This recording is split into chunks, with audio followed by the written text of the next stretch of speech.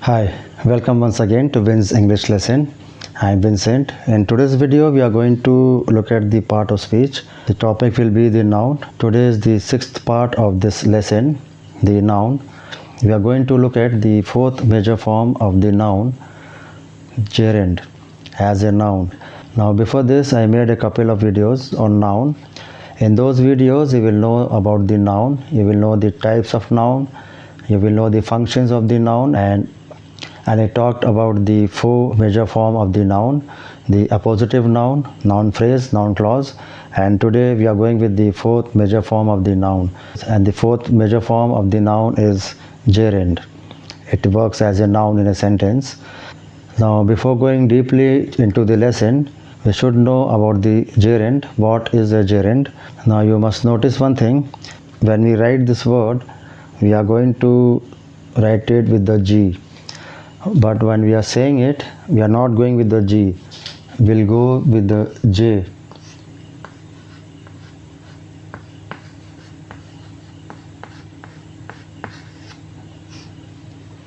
We are going to say gerund, not gerund. Okay, keep that in mind. So, what is a gerund? Gerunds are different from other nouns. Now, as we know, the noun is a naming word. But gerunds, they can't be a naming word. They are always in the present participle form. Now, technically, gerund is a verb, but it acts as a noun in a sentence, and we call it gerund. Now, the gerunds are always in the present participle or the continuous tense, which are formed by adding ing to the infinitive form of the verb. Now, what is infinitive? Infinitive is a basic verb, the first form of the verb with the word to before it. It is known as infinitive, like to eat or to play. To eat, this is the base verb, and before this you can see the to word. Now this is the infinitive verb. To play, to eat, to sing. Whenever you see the word to before a base verb, that is known as the infinitive form of the verb. Now you must keep one thing in mind. To, it is a preposition, but whenever it is with the verb, in that case this is not a preposition. You must be careful about that. It is not a preposition, it is a to infinitive verb. To infinitive. Okay, so gerunds, they look like a verb, but they are actually nouns. Now, verb, we know verb is an action. We do the verb. Now, like in this sentence, I read books to improve my language. Now, in this sentence, I am doing an action. I do something to improve my language.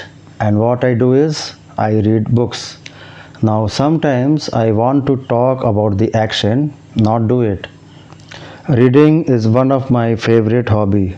I love reading. Now, in these sentences, I am talking about an action. I am not reading at present, but I am talking about an action which I love to do.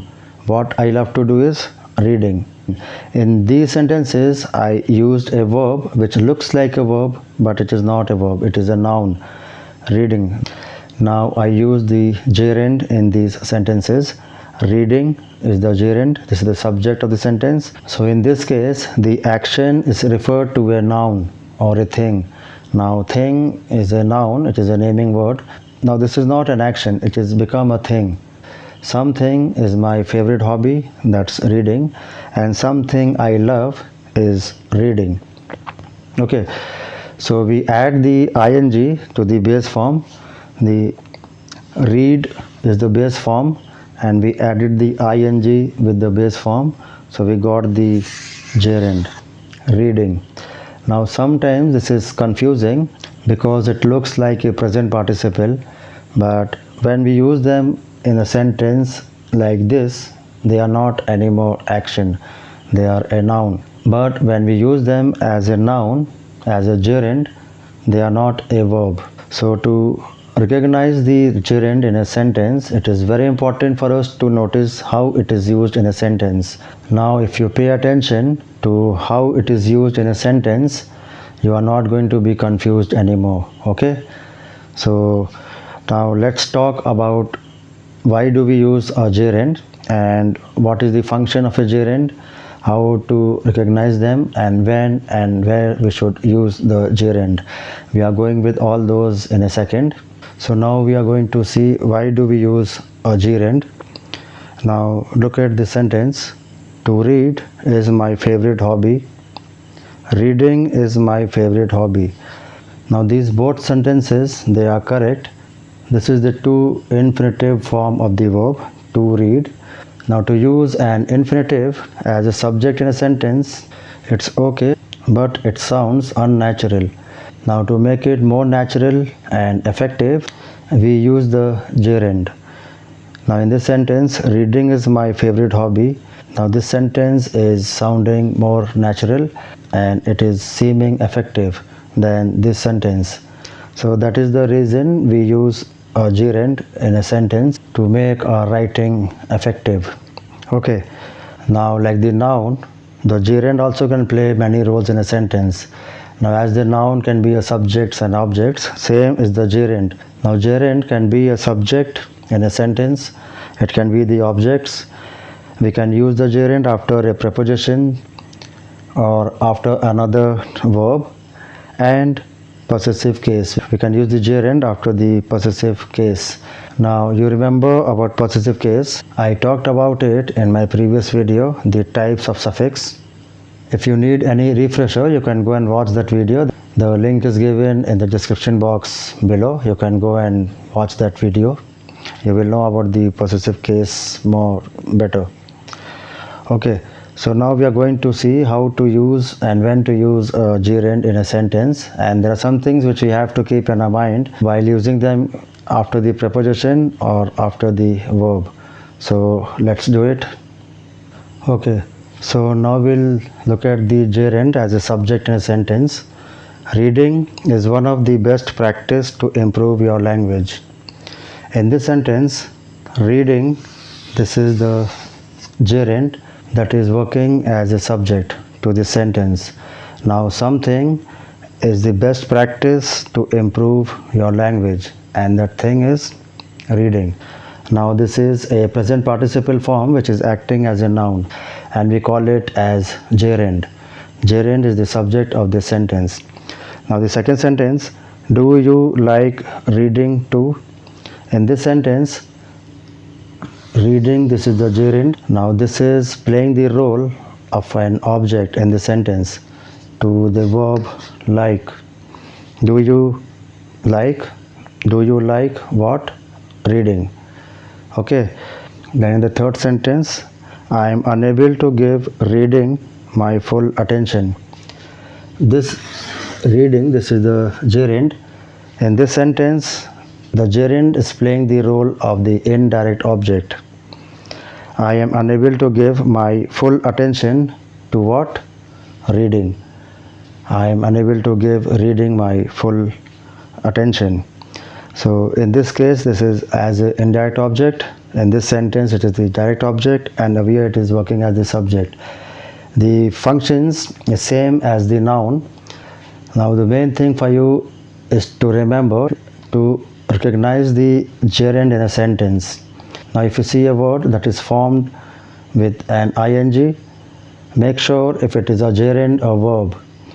Now you are not going to see the present participle in the beginning and the sentence. Whenever you find the participle at beginning, make sure it is a noun. It is working as a noun, that is the gerund. Okay, so there are three more functions of gerund. We are going to look that in a second. Okay, so now we are going to see the gerund after the preposition. We can use the gerund after a preposition. Now before looking this, we should keep one thing in mind. Now the to infinitive can't come with another preposition in a sentence. You will understand what I mean. Practice is needed for to win a race. In this sentence, this is the infinitive and this is the preposition. Practice is needed for to win a race. This sentence is not correct. It is incorrect. To make this sentence correct, either you have to remove the preposition or else you have to change the to infinitive into a gerund by adding ing to the infinitive verb. Okay, now in this sentence, practice is needed for winning a race. Now we added the ing to the infinitive verb and we got the gerund, winning. Practice is needed for winning. This is the preposition. In this sentence, the gerund is working as the object of the preposition. Now remember one thing, you will never see the to infinitive, it is following the preposition. Okay, so now this sentence is correct. We used the gerund and we removed the to infinitive by adding the ing, and we made the to infinitive gerund. It is a noun in this sentence. Now we'll go with the other function. Now sometimes you can use a gerund after another verb. Now in this case also you must keep something in your mind. You must be careful while choosing one or the other, because it can change the entire meaning of the sentence. Okay, in one it can be the verb and in the another one it will be the noun. I will let you know in the example. I'll never forget enjoying the days of my childhood. In this sentence we used the gerund enjoying, and in the another sentence, don't forget to enjoy your present day. Now this is the to infinitive form. Now in this sentence, the gerund is following the verb. It is as a noun. The noun is following the verb. In this sentence, don't forget to enjoy. Now to enjoy is the infinitive and it is following the another verb. In this case, this is the verb. So you must be a little bit careful while using the gerund in these kind of sentences, especially when you have another verb and you have to use the gerund. Okay, so now we are going to see the possessive case. We can use the gerund after a possessive case. Mark's coming school late worried the teachers.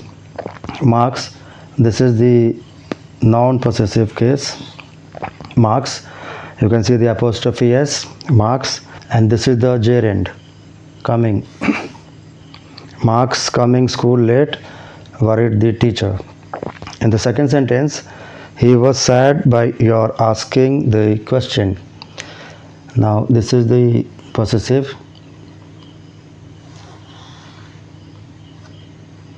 This is the possessive pronoun. Asking is the gerund, the question. He was sad by your asking the question. So there are many roles, many functions of the gerund. We can use them in a sentence. There are some things for us to keep in mind while using them so we can avoid making mistakes. So it will be better for you if you practice all these in your own sentences and you try to use the gerund in your own sentences. Practice them, you will know how and when to use the gerund, and then your sentences are not going to be wrong. I hope so. Okay, so this was for today. If you liked the video, give me a like and don't forget to share this lesson with your friends and come back for more useful videos. Make sure you subscribe so you don't miss them, and I'll come again. So till then, bye bye, take care.